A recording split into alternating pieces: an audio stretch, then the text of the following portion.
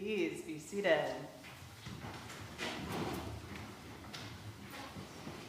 So, what is Paul going on about in his letter this morning? There is a reason people say that Paul needed an editor. So, as a refresher, here is what's going on. Some religious leaders that Paul refers to sarcastically as super apostles have been hanging around Corinth. They're saying things that contradict Paul's gospel message, and they're claiming authority for themselves. And some of the Corinthians are apparently subscribing to these guys' podcasts, so to speak. They're finding something attractive about them. And it seems that these false prophets presented themselves as powerful in their attempts to gain followers, and one might speculate, money. We can take from Paul's quip that these guys were showy. They boasted of their own power. They told their cool stories. They told about their successes and maybe their wealth. On the other hand, Paul was criticized for his weakness. Why would you go with that guy? Sure, he's forceful in his letters, but when he's here in person, he is, quote, weak, and his speech contemptible. We have, I know, because we have one description of what Paul looked like from an early Christian document. He was, quote, a man of middling size, and his hair was scanty, and his legs were a little crooked, and his knees were far apart. He had large eyes, and his eyebrows met, and his nose was somewhat long, unquote. Yes, he was a looker. And I, too, as some of you have noticed, am often guilty of being a little unkind toward Paul. But this is the time, this is it, this is the morning, mark it down, that I say, it is remarkable that God chose Paul. It is beautiful that God chose this man, this one-time persecutor of Christians, capable of producing some of the most beautiful prose ever written, yet also exhaustingly loquacious, sometimes very boring, and ill-tempered, and awkward. Not someone you would notice on the street, definitely not a movie star or a superhero, not a super apostle, just deeply, deeply human. Paul knew that people said things about him. Paul knew that people thought he was weak. And so today, he's saying, yes, I'm weak, and I'm proud of it. And this is part of why the wording in this passage is so twisty and complicated. Because on the one hand, he wants to say, okay, you think I'm weak, but it's good to be weak. That's what followers of Christ do. But he's self-conscious about sounding like he wants to make himself look strong in saying so. Like I said, deeply human. So he tells us about an experience he had when he was pulled into God's presence, whether in a dream or a vision or some other dimension. And God said some things that Paul isn't even allowed to repeat. And this made him feel pretty powerful. But then he experienced what he refers to as a thorn given me in the flesh. There are countless theories as to what this thorn was. Everything from physical ailments to psychological challenges, spiritual woes, or even just a metaphor for these troublesome church members. Whatever the thorn may have been, Paul interprets it as God's way of saying, don't go out there preaching the gospel with bombast. Preach the gospel with the humility of Jesus of Nazareth, who came into this world as a vulnerable infant and died helpless on the cross, who told us to take nothing for the journey, to heal and comfort relying entirely on the hospitality of others, and to simply shake the dust off whenever there's trouble. To preach the gospel with weakness.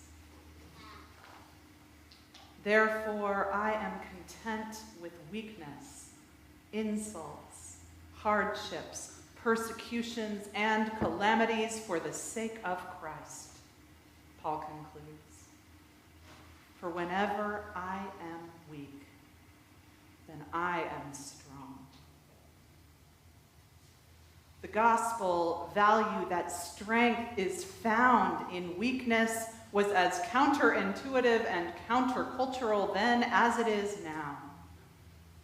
I imagine those showy super apostles didn't think much of this nascent thing called the church.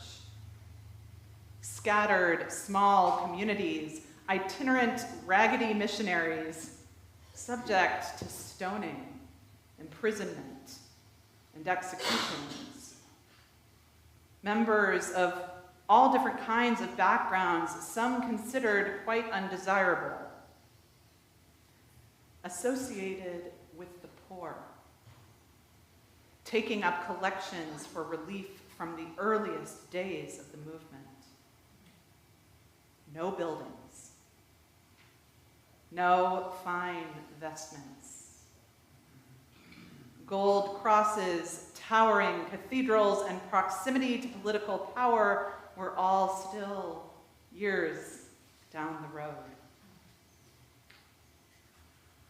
I wonder what Paul would write to us now. Church in the United States in 2024.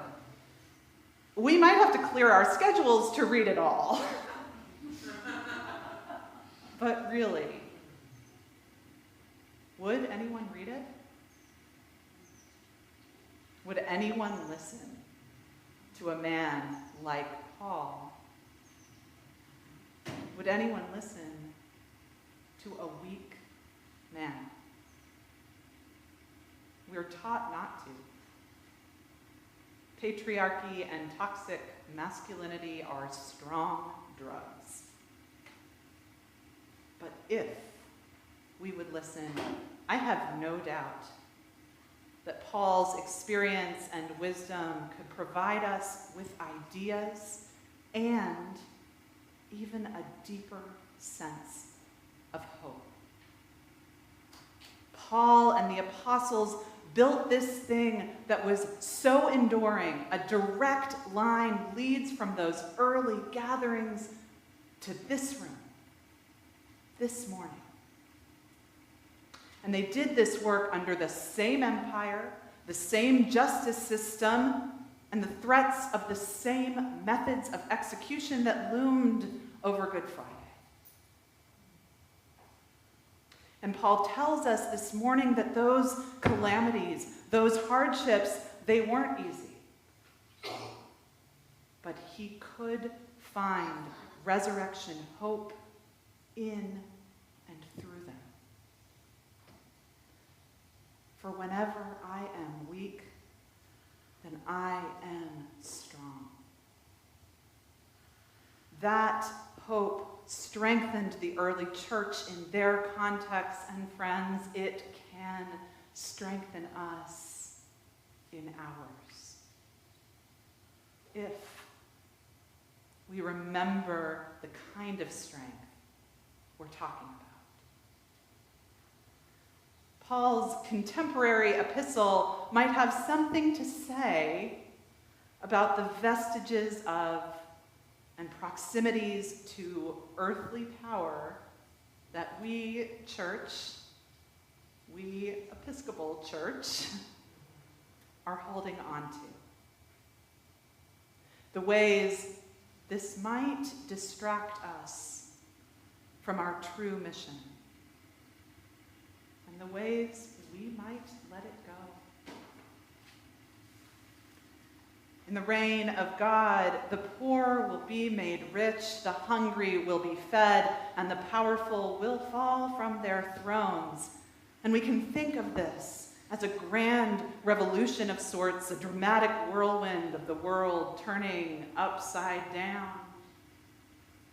Or we can think of it as simply revealing what has always been true,